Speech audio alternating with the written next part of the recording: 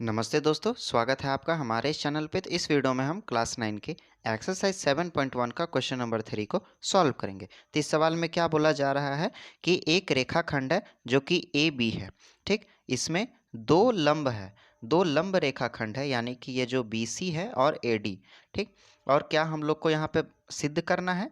तो सिद्ध करना है हम लोगों को सी डी जो रेखाखंड है वह ए बी को समद्विभाजित करता है। यानी कि ये जो सी डी रेखाखंड है, जो ये तिर्यक टाइप से गया है, ये रेखाखंड, ये जो ए बी रेखाखंड है, इसको समद्विभाजित करता है। समद्विभाजन का मतलब क्या होता है? तो दो बराबर भाग में बांटना। ठीक, तो हम लोग ऐसा कैसे सिद्ध कर सकते हैं? तो हम लोग ऐसा तब सिद्ध कर पाएंगे जब ये जो ऊपर का त्रिभुज है बी ओ सी और त्रिभुज ए ओ डी, ये दोनों आपस में सर्वांगसम होंगे, तो ही हम इसे सिद्ध कर सकेंगे। तो चलिए इस सवाल को हम लोग बनाते हैं। जो जो चीज़ हमें दिया गया है उन सभी चीज़ों को हम लोग लिख लेते हैं। तो यहाँ पे लिखते हैं दिया है। तो क्या क्या दिया गया है हम लोगों को? तो दिया गया है जो ए बी है उस पर एक लंब है ए डी। ठीक, यानी कि ये जो ए बी रेखाखंड है इसमें एक लंब है ए डी। तो ए डी एक लंब है, तो इस चीज़ को हम लोग यहाँ पे लिख लेते हैं। और क्या? तो तथा ए बी पर एक लंब है बी सी, यानी कि ए बी पर ए डी एक लंब था और एक बी सी, ए डी और एक बी सी, ये दोनों लंब है। ये चीज़ हमें लिख लिए हैं यहाँ पर। अब हमें सिद्ध क्या करना है? तो यहाँ पे लिखते हैं सिद्ध करना है। तो जो जो चीज़ हमें सिद्ध करना है उसे हम यहाँ पे लिख लेते हैं। तो सवाल में किस चीज़ को सिद्ध करने के लिए बोला जा रहा है कि बी ओ बराबर है ओ ए। ऐसा हम क्यों लिखें? ऐसा हम इसलिए लिखें क्योंकि सवाल में हमें यह सिद्ध करने के लिए बोल रहा है कि ये जो ए बी रेखाखंड है इसको सी डी जो रेखाखंड यहाँ से क्रॉस करके गुजरा है, ये आपस में बराबर में बांट रहा है कि नहीं, ये हमें सिद्ध करना है। तो हमें क्या, ऐसा हम लोग क्यों लिखें?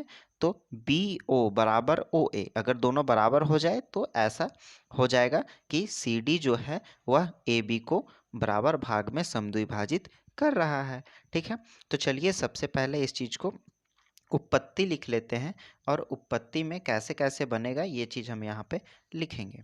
ठीक, तो सबसे पहले हमें ये दोनों त्रिभुज जो है इसको सर्वांगसम सिद्ध करना होगा। तो सर्वांगसम सिद्ध करने के लिए त्रिभुज ओ डी ए, यानी कि ओ डी ए नीचे वाले त्रिभुज तथा या और ऊपर वाले त्रिभुज को लेना पड़ेगा हमें। तो त्रिभुज ओ बी सी, त्रिभुज ओ बी सी में, ठीक, ये दोनों त्रिभुज को आपस में पहले हम लोग सर्वांगसम सिद्ध कर लेते हैं। तो इसमें पहला कथन क्या हो जाएगा कि ये जो ए डी है, ठीक, ये जो ए डी रेखाखंड है और बी सी रेखाखंड, ये दोनों आपस में बराबर है। सर्वांगसम कैसे सिद्ध होता है? तब सिद्ध होता है जब तीन समानताएं मिल जाती हैं तब। तो ये जो डी ए है या ए डी है यह बराबर है बी सी से। तो इस चीज़ को हम लोग यहाँ पे लिख लेते हैं कि ये जो बी सी रेखाखंड है वह बराबर है ए डी रेखाखंड से। ठीक, तो इस चीज़ को यहाँ पे लिखते हैं कि यह दिया गया है। जो चीज़ दिया है उसे दिया ही लिखेंगे। ठीक, उसके बाद में क्या इसमें कॉमन है दोनों के बीच में, क्या समानता है? तो यहाँ पे ये जो 90 डिग्री का कोण बना रहा है उसी तरीके से ये भी 90 डिग्री का कोण बना रहा है। तो यहाँ पे हम लिख सकते हैं कोण बी बराबर कोण ए है, यानी कि दोनों 90-90 डिग्री का है। का कारण क्या लिखेंगे हम लोग कि प्रत्येक 90 डिग्री का है। तो यहाँ पे लिख देते हैं प्रत्येक 90 डिग्री का है। ठीक है, ये हो गया हम लोग का दो रीजन हो गया, दो बात हो गया, दो समानताएं हो गई। ठीक है, अब तीसरा समानता क्या होगी? तो यहाँ पे एक चीज़ देखेंगे कि ये आपस में इंटरसेक्ट कर रहा है, यानी कि क्रॉस कर रहा है। ठीक, तो यहाँ पे एक कोण बनेगा और यहाँ पे एक कोण बनेगा। लेकिन जब भी कोई रेखा एक दूसरे से क्रॉस करती है तो इधर का कोण और इधर का कोण दोनों बराबर ही होगा, और इधर का कोण और इधर का कोण आपस में बराबर होगा।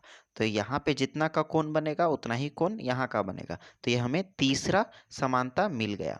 ठीक, तो इस चीज़ को हम लोग यहाँ पे लिख लेते हैं कि कोण डी ओ ए, डी ओ ए बराबर है कोण बी ओ सी से, बी ओ सी से, यानी कि ये आपस में बराबर है। कैसे बराबर है? तो शीर्षाभिमुख कोण है।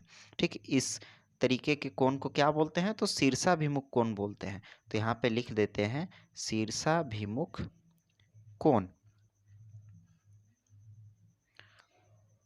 ठीक है, ये हो गया हम लोग का 3 समानता। समानता मिल गया, यानी कि ये दोनों आपस में सर्वांग है। तो यहाँ पे लिख देते हैं इसलिए त्रिभुज ODA सर्वांग है त्रिभुज OBC। कैसे सर्वांग हुआ? तो भुजा, सबसे पहले क्या हम लोग साइड लिए थे, तो भुजा, फिर हो जाएगा क्या? तो फिर हो जाएगा हम लोग का कोण, फिर हो जाएगा भुजा। ठीक, तो सॉरी, भुजा कोण कोण हो जाएगा, काहे कि हम लोग एक भुजा लिए हैं और दूसरा कोण लिए हैं और तीसरा भी कोण ही लिए हैं। तो यहाँ पे हो जाएगा भुजा कोण कोण, भुजा कोण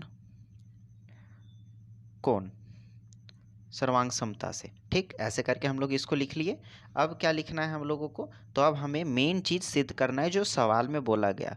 तो यहाँ पे जब ये दोनों आपस में बराबर होगा, तो ऐसा हम लोग पढ़े हैं कि ये दोनों त्रिभुज, ये दोनों में आपस में जब 3 चीज़ समान हो गया है, तो इसमें बाकी के बचे चीज़ भी एक समान ही होगा। ठीक है, तो जैसा कि ये और ये दोनों में आपस में बराबर हो, ये हमें सिद्ध करना था। तो यहाँ पे एक चीज़ देखने को मिलेगा, जब इसमें 3 चीज़, इसमें 3 चीज़ दोनों में बराबर हो गया है, तो ये और ये भी बराबर ही होगा। किस नियम के साथ होगा उसको यहाँ पे लिखेंगे, यानी कि BO बराबर हो जाएगा OA से। और यह किस चीज़ से? तो सर्वांगसम त्रिभुज के संगत अधिनियम से। ठीक, इस चीज़ को हम लोग लिख लिए। अब यहाँ पे अतः करके इसका उत्तर दे देते हैं। ऐसे तो उत्तर कंप्लीट हो गया, लेकिन अतः करके लिख देने से यह एक स्पष्ट हो जाएगा।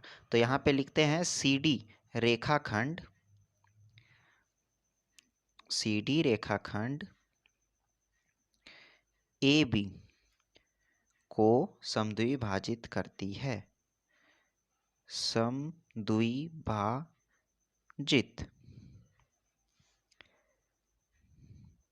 करता है। ठीक है, ये हो जाएगा इसका आंसर। इस चीज़ को एक बार ऊपर से नीचे हम कर देते हैं, आप लोग इसे नोट डाउन कर लीजिएगा। ठीक है, उम्मीद करते हैं आपको ये सवाल अच्छे तरीके से समझ में आ गया होगा। तो वीडियो में नए हैं तो वीडियो को लाइक और चैनल को सब्सक्राइब कर दे। तो मिलते हैं अगले वीडियो में, तब तक के लिए बाय बाय।